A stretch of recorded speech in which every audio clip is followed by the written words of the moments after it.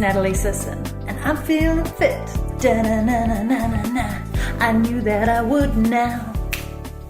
I'm feeling fit. I'm feeling energetic. I am feeling freaking amazing, if I'm really honest about it, because for the last 3.5, almost 4 weeks, I've been on a 30-day clean living challenge, which ultimately means I'm eating foods in the most natural state possible, where possible organic foods. I'm cooking like a mofo, and this girl never really cooks. I am loving what I'm eating. I'm creative in my kitchen, which is over there. In addition to that, I am making smart food choices. I'm sleeping better, and I've taken up CrossFit as opposed to ultimate Frisbee and tennis and gym workouts, and it's kicking my butt, and I am loving it. And the point of this vlog today is that I just really wanted to talk about why don't we invest in our health the way we invest in our teams, in businesses, in travel, in holidays, and everything else that we do. Like, why? I just don't understand. Like, this thing here, this body, is the most important thing in the world that we have. And so now when I see people drinking coffee like crazy, by the way, 1 cup a day is okay, eating fries, jumping out on burgers, filling themselves with alcohol. I mean, don't worry, I've done all this before myself, but always in moderation. And going on this clean living challenge, I think, was just the perfect kick up my booty. This booty here was the kick up the booty that I needed to finally focus on how awesome I could feel on an everyday basis just by making better choices. Now, let me take you back on a little story. So I think this has been coming for a long time for me, because this year I am turning the ripe young age of 40, and my quest for turning 40 is to be in the best shape of my life at this upcoming age. And I feel like I'm really close to that. And so I had that in the back of my mind for probably the last 6 or 8 months. I mean, don't get me wrong, I play ultimate Frisbee, I like going to the gym, I eat pretty well. But, you know, when I was in Portugal, there was chorizo, there was cheese coming out of everywhere, which was amazing. The wine is like 2 or 3 euros for a fantastic bottle. And I was just like living life, enjoying. I was surfing for sure, I was doing yoga, yes, I was working hard, yes, but I wasn't really looking after me. I was being very overindulgent in many ways. So it kind of got to the end of Christmas, and I was like, you know, you're going to have to make some pretty serious changes here. Because as an entrepreneur, I don't want to be tired partway through the day, which I was starting to feel. I don't want to have that brain fog that we all talk about. I don't want to have to turn to coffee to get my energy. I don't want to do any of that. And then this lady came into my life. How did I not ever know about Libby Weaver, Dr. Libby Weaver? This book changed my life thanks to a lovely lady, Karen, who was away on this holiday with. She said, oh, you should just read my copy. And I just got stuck in, and I loved it so much, I went and bought my own copy. I can't remember the last time, 1, that I bought a book about health and fitness, ever. And 2, that I bought a book that is not telling me what to do. It's informing me of what I'm doing to myself. So much so that I was reading stuff in here and going, holy crap, why am I doing that to myself? Newsflash, I shouldn't be. I just want to give you this. Oh my God, that's so freaky. I'm not kidding. I just opened to the page that I wanted to come to. So it might be called Women's Wellness Wisdom, but guys, this one's for you as well. Okay, so don't worry. But in this book, she goes over all sorts of things around your skin conditions that you may have, sleep, about alcohol, about what caffeine does, but she does it in a way that's like, here's what's going on in your body when you do these things, so that you step back and go, man, why am I doing those things? And the biggest eye-opener for me, out of many things in here, is when she talked about the vicious cycle. So basically, here's how it goes. You have coffee consumption in the morning, like 1, 2, even 3 cups. By the time it's the afternoon, you have a sugar crash in the afternoon because you've been carbo loading, eating rice and pasta and bread. So you basically have more coffee again around there, or you basically have more sugar, like donuts and all those things just give you a bit of a rush. And then by the evening, you have too much alcohol. So then you have a shitty sleep, and then you wake up in the morning feeling like crap. So you go back to, yes, more coffee. And basically, we're just adding tons of toxins into our liver. And our liver is an incredible organ, but there's only so much it can do when we're throwing this crap at it. So it was just really interesting. Liver loaders is what she calls them. Alcohol, caffeine, trans fats, refined sugars, synthetic substances like pesticides, which are all over our food, and actually also infections, for example, viruses such as glandular fever. I actually had glandular fever when I was a kid, a teenager. I caught it off my friend. She had it and she was just exhausted for 3 months, and then I got it and wondered why I felt exhausted. They picked it up in my bloodstream later, just to shock her. So imagine being on caffeine withdrawal symptoms all the time, being that lethargic. That's what glandular fever does to you. Not fun. So anyway, highly recommend this book.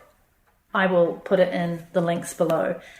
There's just so many good things in here. So this started getting me informed in a big way about my body, my health, my mindset. And what I love is that in the first chapter, she basically says this beautiful thing, which is, I'm hopeful that this book will offer you simple tools that foster an even healthier and happier life, helping you to appreciate even more deeply how miraculous your body truly is and the gift that you are to the world. That just sets the tone for the rest of this book, which is awesome.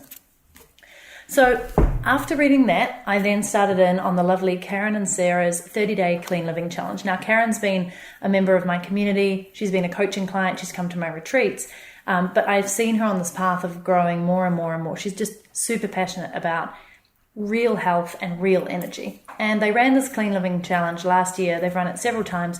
And I didn't partake. Like, I signed up and I did nothing. There was a daily email coming in and I pretty much ignored all of them. Sorry, Karen and Sarah. I was too busy. I was working too hard. I was traveling too much. And frankly, I didn't even have access to a kitchen. I didn't have access to grocery stores. It was just not good timing. And that was legitimate. It wasn't an excuse. I feel that was legitimate. This time, however, I was like, screw that. I'm signing up. So I signed up, started 9th of Jan. At the time of this recording, it is the 2nd of February. So I'm into week 4. Every week you get this really cool meal plan. You get like an idea of what you can eat each day. You get recipes that are just freaking awesome. And I took myself off to More Wilson's, which is a really great organic and sort of grocery store here. It's not all organic, but they've got incredible quality food. And I got the shopping list and I was like, yep, thanks, Karen and Sarah. And I took 30 minutes to buy a complete new pantry. And then I went to my pantry, which is usually barren, and to my fridge, which is frankly usually barren because I'm the digital nomad who travels and eats out and spends all her money on that. And I stocked it up. Might even show you a bit of my pantry. And every time I open it now, I'm proud. I'm like, ooh, what's in there? And it's incredible. And I started cooking. And I started reading the recipes. And I started enjoying it. And I started feeling that it was quite a cathartic experience. And I started surprising myself, quite frankly, because for those of you who know me well, I don't cook. I purposefully stayed out of the kitchen from when I was a kid so that I wouldn't end up in the kitchen being a housewife. I don't know, it's a weird way of thinking, but that's what I thought. I'm actually quite a good cook. I just never really enjoyed it. There were other things to do. There was work, there was business, there was Frisbee, there was hanging out with friends. And now I get, I'm no chef, by the way, but I get and understand why people actually love the act of it and putting love into your food, the taste, the sensation. So that was step 1, new pantry, new grocery list. Step 2, become a cook. And some of these things are so super simple to do and cook and prepare, and then you have it like 2 or 3 more meals out of it. The third thing I noticed was step 3 is, budget conscious. Like, I've added up because I'm geeky like this, I've added up what I've spent on groceries. The first shop was about $150 to $200. And then I've added up what I've had on meals out since doing this challenge. I've only eaten out about 6 or 7 times over the last 3 weeks. And that combined has more than tripled, what I've spent on groceries. So in the first week, I cooked 21 meals. And I swear they cost me about $5 or $6 each. And they were all super, super healthy. And I just felt like I was filling myself with good stuff. So that's been an alignment for me. Then the next step to that was going, organic, because back to Dr. Libby Weaver, she talks about if you can always buy organic. And it's not just that the animals have been better bred, it's the soil. there's so much shit that goes into the soil that we're then consuming. So every single thing comes down to the soil and what's in it and how plants grow and how foods grow. So I've been switching to organic and stuff has been tasting great. It's not that much more expensive. It's much better prepared. There's no chemicals. You feel ethically more responsible. And on the whole, it's just like this beautiful effect of everything feels better. So then I found Common Sense Organic, which my lovely friend Lisa used to go to all the time, like 8 years ago when she used to live in New Zealand.